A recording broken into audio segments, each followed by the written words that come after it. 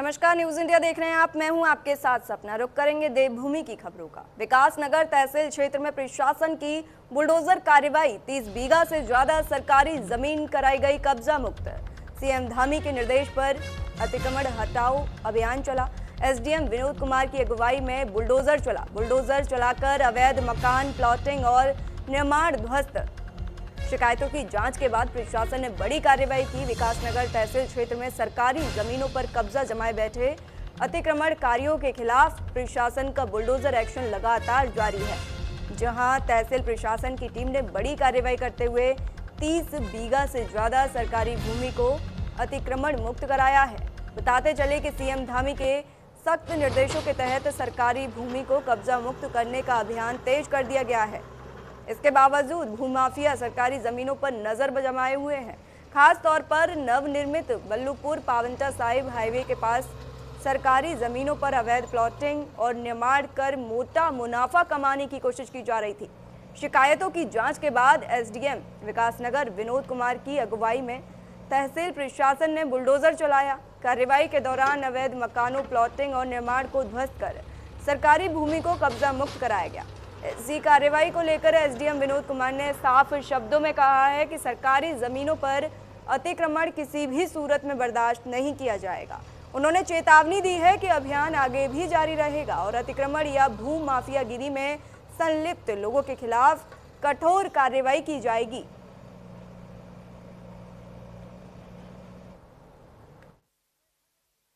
आज तहसील विकासनगर के अंतर्गत कई जो शिकायतें प्राप्त हो रही थी, उसके बाद जांच करवाई गई है। सरकारी जमीनों पे गोल्डन फॉरेस्ट की लैंड है और अन्य अनाधिकृत प्लॉटिंग यहाँ पे की जा रही है, उसकी सूचना प्राप्त हुई थी। उसके बाद हमारे द्वारा जांच कराई गई और उसके बाद आज सुद्दोवाला, झाझरा और स्टोहप टाउन में 20 बीघे से ज़्यादा जमीनों पे जो अनाधिकृत रूप से कब्जा किया जा रहा था, उसे ध्वस्त किया गया है और अन्य जगहों पे ये कार्रवाई की जा रही है और इन लोगों के खिलाफ कानूनी कार्रवाई भी अमल में है। तमाम जानकारी के साथ अमित हमारे साथ जुड़े हैं। अमित, ये प्रशासन ने बुलडोजर की कार्रवाई की है, अतिक्रमण हटाने के पर ये कार्रवाई की गई है, क्या है पूरा मामला, बताइए। जी बिल्कुल बताना चाहूंगा। विकासनगर तहसील क्षेत्र अंतर्गत लगातार जो है हो रहे अवैध कब्जों को लेकर तहसील प्रशासन लगातार सजग है, सक्रिय है। इसको लेकर पिछले कई दिनों से जो है तहसील विकासनगर के जो एसडीएम है विनोद कुमार, उनके पास जो है लगातार शिकायतों का एक अंबार लग चुका था, जिसको लेकर उन्होंने अब जो है इसमें लगातार जो शिकायत मिल रही थी उन शिकायतों को लेकर अब उन्होंने जो कार्रवाई जो देखने को मिली है, ये बुलडोजर कार्रवाई पहले भी लगातार देखने को मिली थी और अभी फिलहाल लगातार क्षेत्र में जारी है।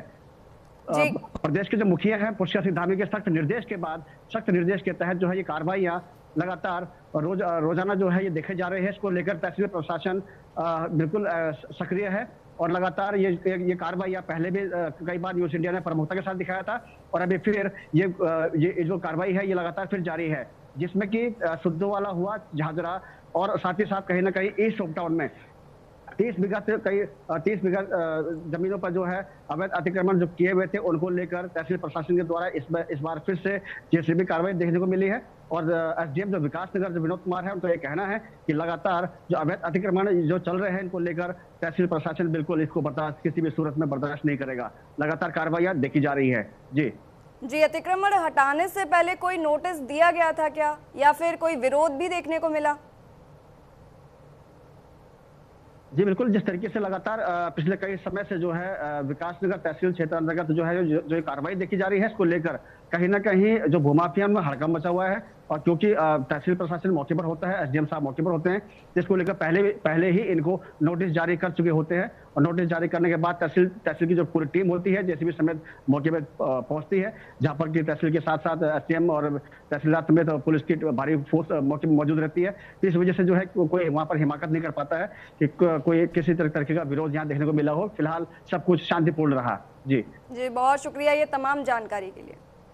इसी बीच आगे बढ़ेंगे। शारदीय कावड़ मेले को सकुशल संपन्न कराने के लिए हरिद्वार पुलिस ने कमर कस ली है, जहां महाशिवरात्रि मेले के सुरक्षा कवच के तहत अतिरिक्त पुलिस बल तैनात किया गया है। बताते चले कि कमलदास कुटिया में एसपी सिटी अजय सिंह ने पूरे फोर्स को ब्रीफ किया और सख्त निर्देश दिए। महाशिवरात्रि से पहले पूरे मेला क्षेत्र को 9 जोन और 19 सेक्टर में विभाजित किया गया है। साथ ही पीएसी, एनडीआरएफ, बम निरोधक दस्ता जैसी टीमों की भी तैनाती कर दी गई है।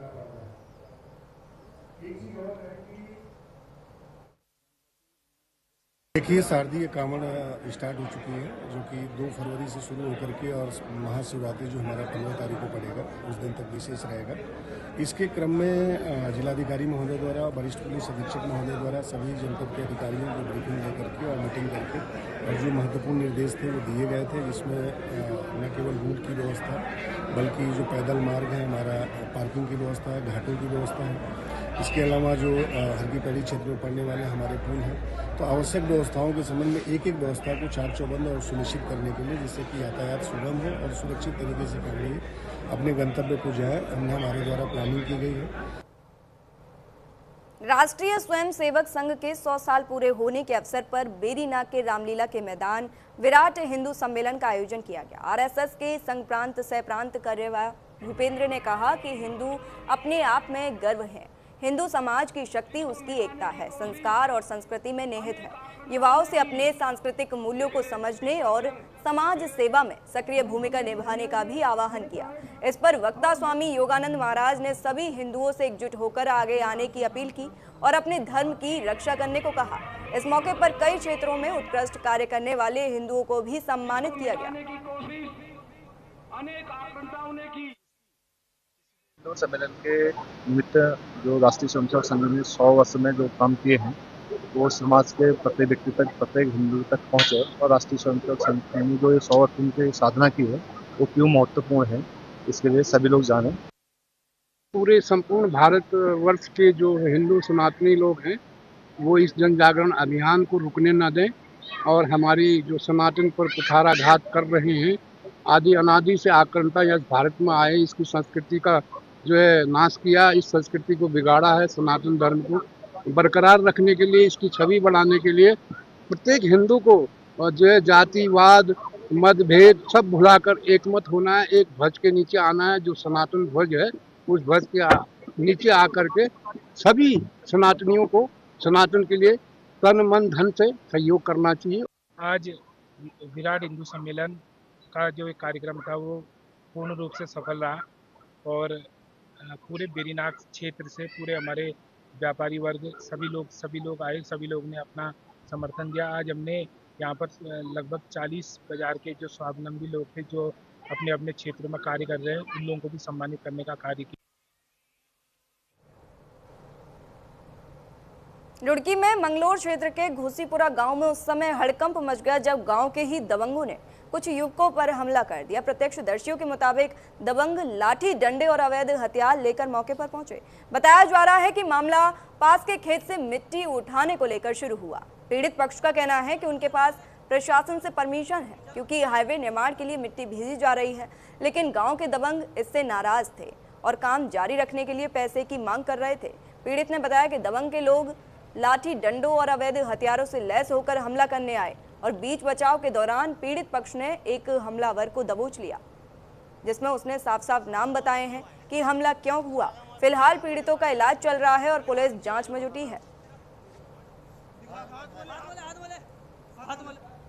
अनुज को भेजा इन्होंने, हाकम पुत्र फैयाज और दिलसाद और भी काफ़ी लोग, जिनके साथ में इनके परिवार वाले, इन्होंने अनुज ज्ञान सिंह को भेजा और एक लड़का शाम आलम था, इनको भेजा था। उनमें से क्या हुआ जी, वो उनको बंदूक से मारने के लिए आए थे। रहपले उनके पास एक कट्टा था, तो जो जिसके पास कट्टा था अनुज ज्ञान सिंह के पास, वो तो पकड़ लिया। पकड़ने के बाद उसने, तो इसके बाद जो है जी, वह आने के बाद उसने बताया कि मुझे जो है ना हक्कम ने और दिलसाद ने मारने के लिए भेजा, और उनके परिवार के लोग उतनी देर में, इतना हम पुलिस को फ़ोन करने के लिए तैयारी कर लगाना चाहते नंबर, उतनी देर में हक्कम और हक्कम के परिवार वाले सब लोग पहुँचे और आते ही मारपीट शुरू कर दी। मारपीट करने के साथ साथ में जी दोनों पक्षों को चोट है जी, हमारे तरफ से भी चोट है, उनको भी चोट है जी। पुलिस इसमें जो है ना जी, अभी तक तो कोई कार्रवाई नहीं हुई जी, उनकी तरफ से ही कार्रवाई की है पुलिस ने।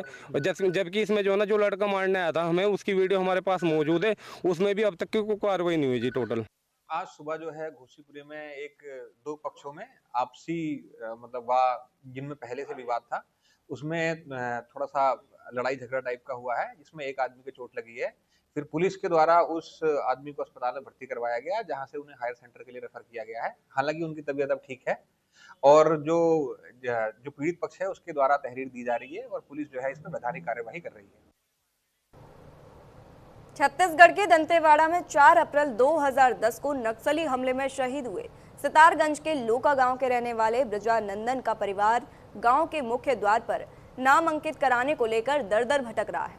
शहीद ब्रजानंदन के परिवार ने भीम आर्मी के जिला अध्यक्ष सत्येंद्र कुमार के साथ प्रेस कॉन्फ्रेंस की। मुख्य द्वार पर शहीद का नाम अंकित कराने की स्थानीय प्रशासन से भी मांग की है। शहीद ब्रजानंद के पिता गामा प्रसाद का कहना है कि हमारे परिवार से प्रशासन और नेताओं ने बड़े बड़े वादे किए थे। शहीद के नाम पर सड़क और शहीद द्वारा लिखित आदेश भी है, लेकिन उसके बाद भी द्वार पर नाम अंकित नहीं हो रहा है। वहीं भीम आर्मी के जिला अध्यक्ष सत्येंद्र कुमार ने कहा कि छोटी मानसिकता के लोग शहीद के नाम पर शहीद का अपमान कर रहे हैं। उन्होंने कहा कि उपजिलाधिकारी को ज्ञापन देकर शहीद का नाम अंकित कराने की मांग करेंगे। अगर द्वार पर नाम अंकित नहीं होता है तो इसके लिए आगे रणनीति बनाई जाएगी।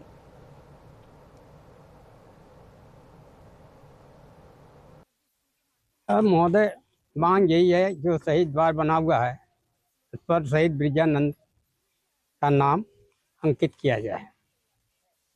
मुख्य हमारा यही पत्राचार ये डीआईजी और जिलाधिकारी ये सब गया है और वहाँ से लेटर भी सब आए हुए हैं।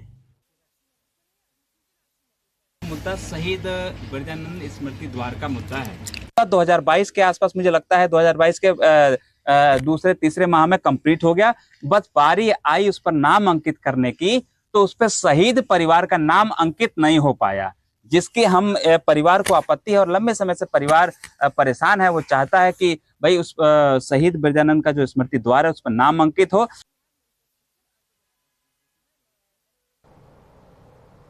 उधम सिंह नगर के तराई पश्चिम वन प्रभाग की पतरामपुर रेंज में वन विभाग को एक बड़ी सफलता हाथ लगी है, जहां वन विभाग गश्ती दल ने आरक्षित वन क्षेत्र से 2 तस्करों को गिरफ्तार किया है, जबकि एक आदमी मौके से भाग निकला। बताते चले कि वन विभाग ने तस्करों के कब्जे से खैर की लकड़ी बरामद की है। वहीं आरोपियों के खिलाफ मुकदमा दर्ज कर दोनों को कोर्ट के सामने पेश कर दिया गया और आगे की कार्रवाई में पुलिस जुट गई है। हमारी गश्ती टीम क्या करते हैं, तुमड़िया नहर के पास जो मुख्य नहर है उसके पास आरएससी वन क्षेत्र में 3 मोटरसाइकिलें देखी गई, जिन्हें उनमें 3 जिसमें से 2 लोगों को पकड़ा गया, सोनू सिंह और हरमेश सिंह। ये तुमड़िया ग्राम के रहने वाले हैं। इनको पकड़ा गया है और इनसे 20 नग खैर के बरामद किए गए हैं। प्रतिबंधित खैर की लकड़ी है जो ला रहे थे। ये दोनों को, सोनू सिंह को, हरमेश सिंह को जेल भेज दिया गया।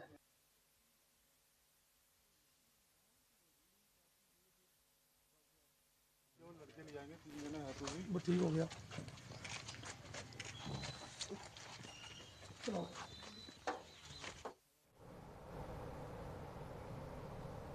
चंपावत के खर्क बगड़ ग्राम पंचायत खलकड़िया में एक वृद्ध व्यक्ति की हत्या कर दी गई है, जिससे पूरे इलाके में हड़कंप मच गया। सूचना मिलते ही मौके पर पुलिस पहुंची। पुलिस ने शव को कब्जे में लेकर पोस्टमार्टम के लिए भेज दिया और मृतक के परिजनों की तहरीर पर मुकदमा दर्ज किया। आरोपी को गिरफ्तार कर लिया है, जिसके कब्जे से घटना में इस्तेमाल किया गया हथियार भी बरामद किया है। वहीं पुलिस आगे की कार्रवाई में जुट गई है।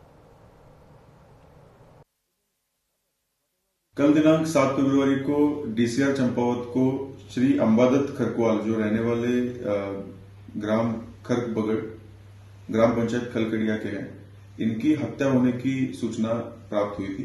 जिस सूचना पर थाना चंपावत ने त्वरित कार्रवाई करते हुए मौके के लिए प्रस्थान किया तथा मौके पर पहुंचने के बाद पंचायतनामा और फॉरेंसिक एविडेंसेस कलेक्ट करने की कार्रवाई की गई। पूछताछ में यह पता चला है कि मृतक कल सुबह ही अपने घर लौटे थे। वहां पर जाते ही उनके यह संज्ञान में आया कि जो मधुमक्खी के डिब्बे हैं उसकी तोड़फोड़ की गई है और उसमें से शहद निकालकर खा लिया गया है। इस संबंध में वो जब अपने बेटे श्री संजय खरकवाल, जो इस मुकदमे के वादी हैं, उनसे दूरभाष पे बात कर रहे थे, उसी वक्त वहां पर मौजूद अभियुक्त सुभाष खरकवाल द्वारा ये बातें सुनी और आवेश में आकर उसने वहीं पर पड़े हुए, जो आंगन में पड़ा हुआ फावड़ा था, उसी से उनके सर में वार करके उनकी हत्या कर दी गई। विकास नगर में राज्यसभा सांसद कल्पना सैनी ने प्रेस कॉन्फ्रेंस की। इस दौरान उन्होंने हाल ही में पेश हुए केंद्रीय बजट को लेकर सरकार का पक्ष रखा। उन्होंने बजट को सर्वस्पर्शी और सर्वसमावेशी बताया।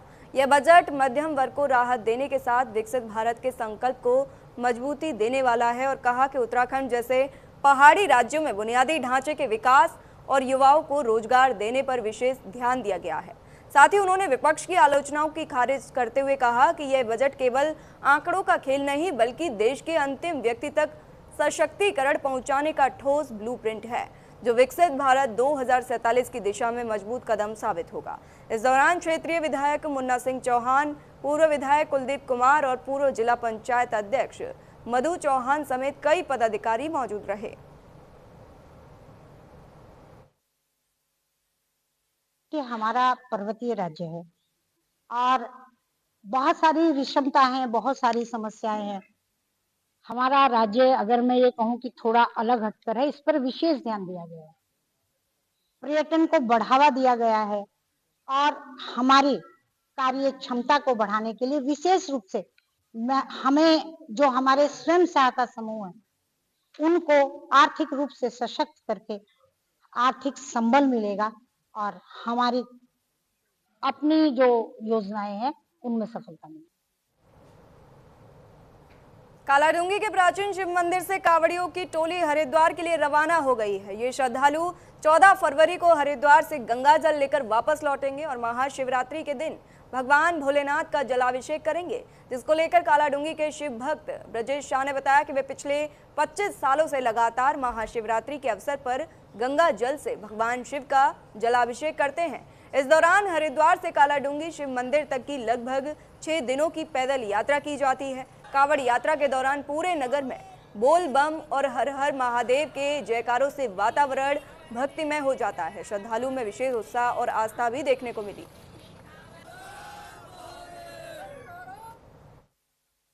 सन 2000 से प्रारंभ है, तो लगभग 20 से 21 वर्ष हो चुके हैं हमारे बेड़े को कांवड़ यात्रा करते हुए।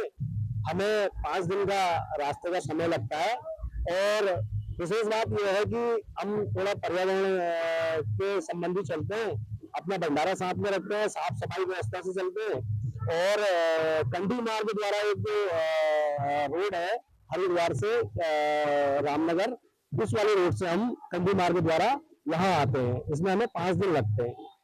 अभी तो 20 भोले हमारा एक भोले का ग्रुप है और फिर एक बड़ा 12-15 भोले का एक और चल रहा हमारे साथ में और 15 से 18 भोले हमारे हरिद्वार पहुंच चुके हैं। अभी 20 भोले करीब। अल्मोड़ा में कैबिनेट मंत्री रेखा आर्या ने सोमेश्वर विधानसभा क्षेत्र के विकास कार्यों की समीक्षा बैठक की। इस दौरान कैबिनेट मंत्री रेखा आर्या ने कहा कि सरकार की प्राथमिकता है कि जनहित से जुड़ी सभी योजनाएं समयबद्ध तरीके से धरातल पर उतरें और निर्माण कार्यों में गुणवत्ता के साथ किसी भी प्रकार का समझौता न किया जाए। उन्होंने अधिकारियों को स्पष्ट निर्देश दिए कि मुख्यमंत्री घोषणाओं और अन्य विकास योजनाओं की प्रगति में किसी भी प्रकार की लापरवाही बर्दाश्त नहीं की जाएगी। बैठक की अध्यक्षता करते हुए कैबिनेट मंत्री रेखा आर्या ने अधिकारियों से कहा कि सभी योजनाओं को प्राथमिकता के आधार पर तेजी से पूरा किया जाए ताकि आम जनता को समय पर लाभ मिल सके।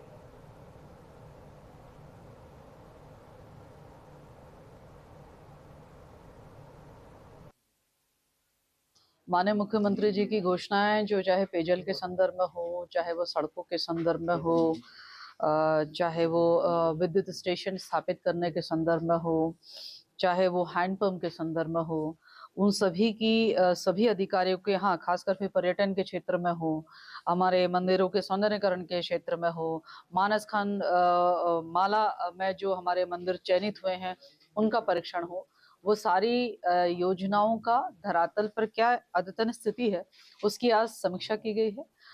निश्चित रूप से जो समीक्षा की गई है उसके अंतर्गत में काफी प्रगति भी है।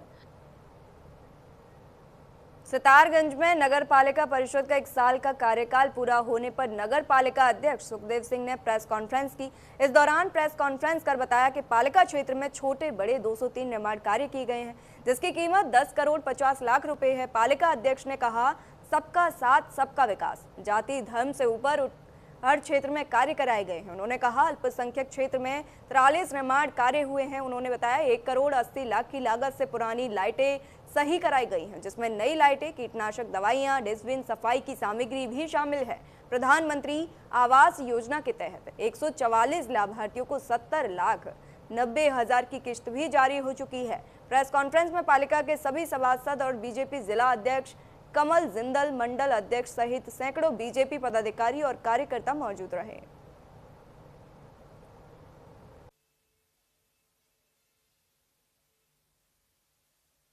जिसमें वह सब निर्माण कार्य कुल जो हमने किए हैं इस एक साल में 203 निर्माण कार्य किए हैं, जिसमें रास्ते, छोटे बड़े रास्ते, नालियाँ और सारे हुए हैं, जो लगभग 10.5 करोड़ के लागत से हुए हैं।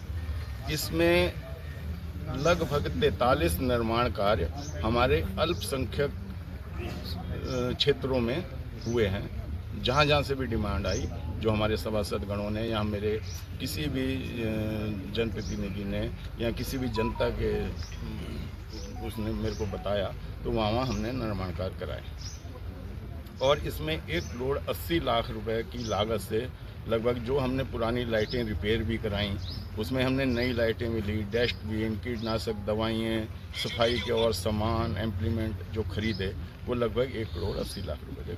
सितारगंज नगर पालिका गठन होने के बाद सितारगंज के इतिहास में पहली बार इतने विकास कार्य आदरणीय सुखदेव सिंह जी के नेतृत्व में, आदरणीय सौरभ बहुगुणा जी के दिशा निर्देशन में हुए हैं।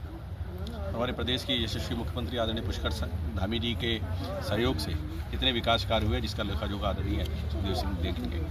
और सितारगंज की बहुत बड़ी समस्या पानी के भराव की समस्या थी, ड्रेनेज की समस्या थी।